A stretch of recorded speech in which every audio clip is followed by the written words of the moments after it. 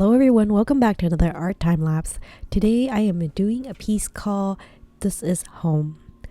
So as you can see here, I'm going back to my loose gouache with some beautiful kind of like female drawings with silhouettes with blended monotone colors. Today I'm sticking with the cobalt blue that I am just been so in love with lately.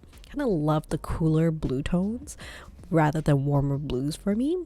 And that actually took me a while to figure out if I am like a warm palette girl or a cool palette girl. For me, I always thought that, oh, I love warm palette colors, but like when I end up painting, I always end up veering towards a cool palette anyway. So it's kind of interesting that it kind of transpired that way. But anyway, so this piece is called It Is Home. Part of it is inspired by nature itself. A lot of times we talk about want to take a visit back to nature, and I want to kind of go back on the idea that like, is it really a visit to nature itself, or home is nature itself rather than you being a visitor of it? So that is kind of the idea behind this piece.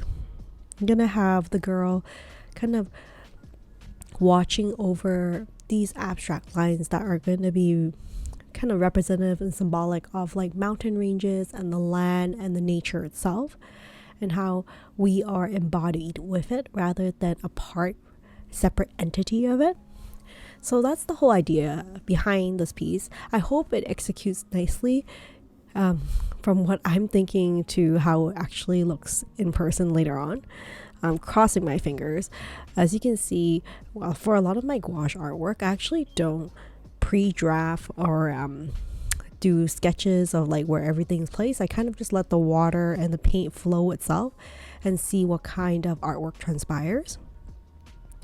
And I think it's very risky that way, in that like if you don't pre-sketch and lay out where everything is, like it may not turn out perfectly, which I think in the grand scheme of things I still get the experience from it, but sometimes I would feel like maybe I lost out on time and like just not use my time wisely. I wonder if that reflects nicely into life itself. Like sometimes like things might not go your way, and that's okay. You gain some experience from it. You may not get to where you want to right away, but like I have a feeling that things still happen for a reason, or I trust that that is how life transpires. So whatever will be, we'll see how things go.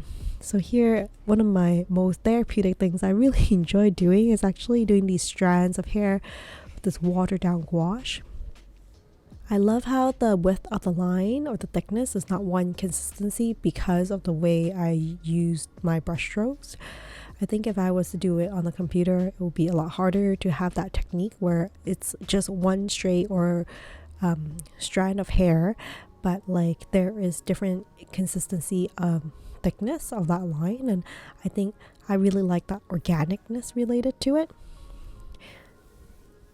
So I find it also very therapeutic in that like for hair you can't really get it wrong. I mean, for most part you can't.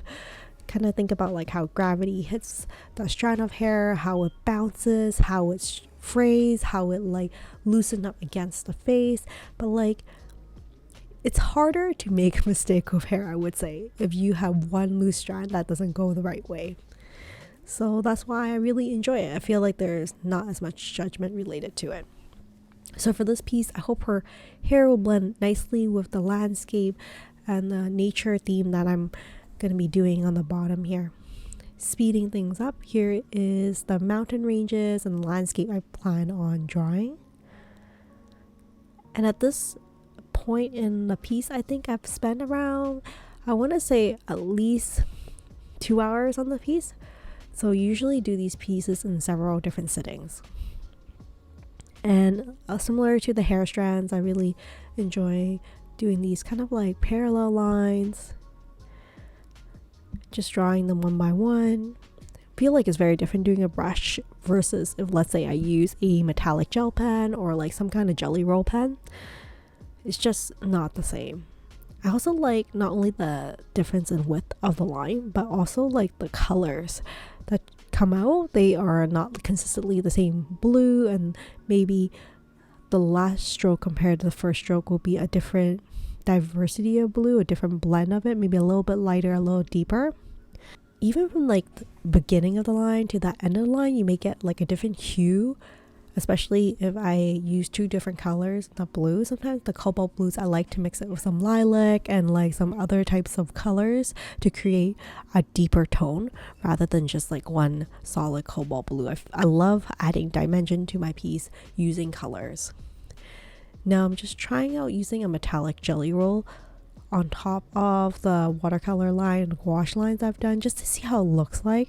I love the idea of having like a little bit glitteriness to this landscape, so depending on the angle of how you look at things, like you can get a whole new perspective on it. So here I'm using a blue metallic jelly roll that is archival ink from Sakura. Of course, this video is not sponsored by Sakura, but I really love their jelly rolls. It's one of the archival inks that I consistently rely on. And lately I've been just trying out the different metallic colors that is come in. I traditionally really love their gold colors. I've tried a lot of different gold metallic pens and I always go back to Sakura jelly rolls. So this time I thought I'll try some blues. I actually bought a pack with like the reds and pinks and silvers and cobalt and coppers, and I hope to integrate it into some of my upcoming artwork so you can see how that looks like. So you can see as I add on the metallic pen marks, the lines are definitely more defined, but I do like the softness and the gouache lines that I painted on the bottom here. So it does add a little bit of dimension,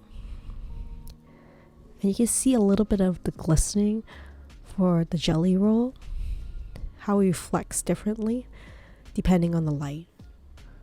And I just love the idea that you can see the beauty within depending on just the angle that you stand at and the way you look at a piece. So this is the end result of This Is Home. It is home. I hope you enjoy this art time lapse, and hopefully I'll see you in the next video. Now stay safe and stay creative, everyone. Bye for now.